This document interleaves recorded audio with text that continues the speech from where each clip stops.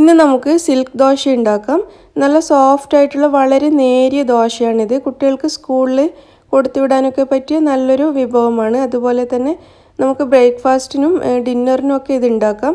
പിന്നെ പാർട്ടികളിൽ നല്ല സ്റ്റൈലായിട്ട് ഉണ്ടാക്കി വെക്കാൻ പറ്റിയൊരു ദോശയും കൂടിയാണ്. ഈ സിൽക്ക് ദോശ എങ്ങനെയാണ് ഉണ്ടാക്കുന്നതെന്ന് നോക്കാം.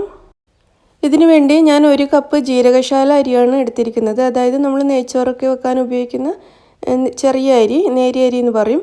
അല്ലെങ്കിൽ ബസ്മതി അരിയും യൂസ് ചെയ്യാം. പച്ചരി ഇതിന് പൊതുവെ യൂസ് ചെയ്യാറില്ല. എന്നാലും ഉപയോഗിച്ചു എന്ന് വെച്ച് കുഴപ്പമൊന്നുമില്ല. ഈ അരി ഞാൻ നന്നായിട്ട് കഴുകിയെടുത്ത് വെള്ളമൊഴിച്ച് കുതിർത്ത് വെച്ചിട്ടുണ്ട്.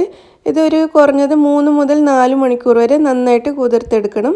അതിനുശേഷം നമുക്ക് ഈ അരി അരച്ചെടുക്കാം. അത്ര വരെ നമുക്കിതിവിടെ അടച്ചു വെക്കാം. ഒരു 3 മണിക്കൂറിന് ശേഷം ഞാൻ ഈ അരി നന്നായിട്ട് കഴുകിയെടുത്തിട്ടുണ്ട്. ഒന്നുകൂടി കഴുകിയെടുത്തിട്ടുണ്ട്. ഇനി അരി നമുക്ക് മിക്സിയുടെ ജാറിലേക്ക് ഇടാം. ഇനി ഇതിലേക്ക് ഒരു മുട്ട ചേർക്കാം. 1 കപ്പ് അരിക്ക് 1 മുട്ടയാണ് ചേർക്കേണ്ടത്. ഇതിലേക്ക് 1 കപ്പ് നല്ല കട്ടിയുള്ള തേങ്ങാപ്പാൽ കൂടി ചേർക്കുന്നുണ്ട്.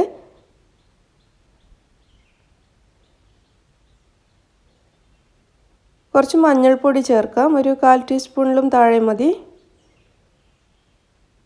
ആവശ്യത്തിനുള്ള ഉപ്പും കൂടി ചേർക്കാം.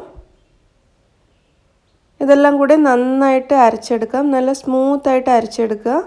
ഈ അരച്ചെടുത്ത മാവ് നമുക്കൊരു ബൗളിലേക്ക് മാറ്റാം. ഈ മിക്സിയുടെ ജാറിലേക്ക് അല്പം വെള്ളം ഒഴിച്ചിട്ട് അതും തിരിച്ചൊഴിക്കാം. ഈ മാവ് നല്ല ലൂസായിട്ട് ഇരിക്കണം. നല്ല വെള്ളം പോലുള്ള മാവായിരിക്കണം.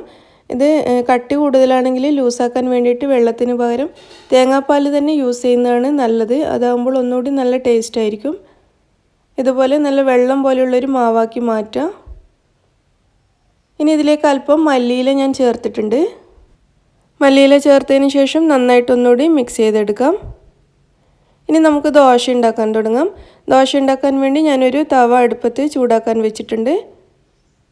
ഇതിവിടെ നന്നായിട്ട് ചൂടായിട്ടുണ്ട്. ഇനി ഒരു സ്പൂൺ നിറയെ മാവ് ഇതിലേക്ക് ഒഴിക്കാം. മുഴുവനും ഒഴിക്കേണ്ട, നോക്കിയിട്ട് ഒഴിച്ചാൽ മതി. കാരണം വളരെ നേരിയ ദോശയായിട്ട് വേണം ഇത് ചുട്ടെടുക്കാൻ. അതുകൊണ്ട് അതിനാവശ്യത്തിനുള്ള മാവ് നോക്കിയിട്ട് ഒഴിച്ച് പാനിൽ ഇങ്ങനെ ഒന്ന് ചുറ്റിച്ചെടുക്കാം. 1 മിനിറ്റ് മുതൽ 2 മിനിറ്റ് വരെ സമയം മാത്രം മതി ഈ ദോശ വെന്ത് കിട്ടാൻ. വളരെ പെട്ടെന്ന് വേവും. കാരണം വളരെ നേരിയ ദോശയായിട്ടാണ് നമ്മൾ ചുട്ടെടുക്കുന്നത്. മാത്രമല്ല ഈ ദോശ തിരിച്ചിടേണ്ട ആവശ്യമില്ല. ഒരു വശം മാത്രം വേവിച്ചാൽ മതി. അപ്പോഴേക്കും തന്നെ നന്നായിട്ട് വെന്തോളും. ദോശ വെന്ത് സൈഡിൽ നിന്നൊക്കെ വിട്ട് വരാൻ തുടങ്ങിയിട്ടുണ്ട്. ഈ സമയത്ത് നമുക്കിതിൻ്റെ മുകളിലേക്ക് അല്പം നെയ്യ് പുരട്ടി കൊടുക്കാം.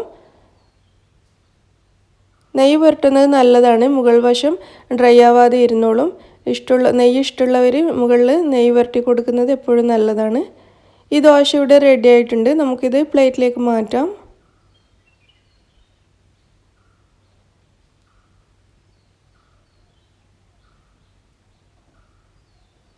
നമുക്കിതുപോലെ മുഴുവൻ ദോശയും ചുട്ടെടുക്കാം.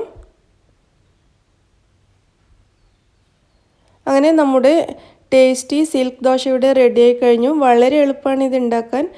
തേങ്ങാപ്പാൽ എടുക്കാൻ കുറച്ച് ബുദ്ധിമുട്ടുണ്ടെങ്കിലും ബാക്കിയൊക്കെ വളരെ ഈസിയാണ്. നിങ്ങളെല്ലാവരും ട്രൈ ചെയ്ത് നോക്കുക. കുട്ടികൾക്കൊക്കെ വളരെയധികം ഇഷ്ടപ്പെടുന്ന ഒരു വിഭവമായിരിക്കും. നിങ്ങൾ ഉണ്ടാക്കി നോക്കിയിട്ട് അഭിപ്രായം അറിയിക്കാൻ മറക്കരുത്. അതുപോലെ ലൈക്ക് ചെയ്യാനും ഷെയർ ചെയ്യാനും മറക്കരുത്. എൻ്റെ ചാനൽ സബ്സ്ക്രൈബ് ചെയ്യണം. Thank you.